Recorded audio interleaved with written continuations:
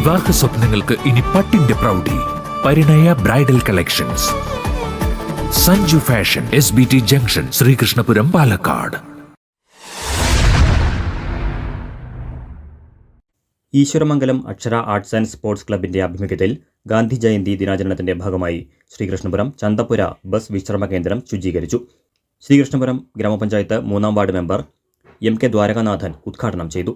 Sangeeth S Kumar അധ്യക്ഷത വഹിച്ചു. Pranav MC, Shamsuddin P, MC Unnikrishnan, MC Vignesh എന്നിവർ സംസാരിച്ചു.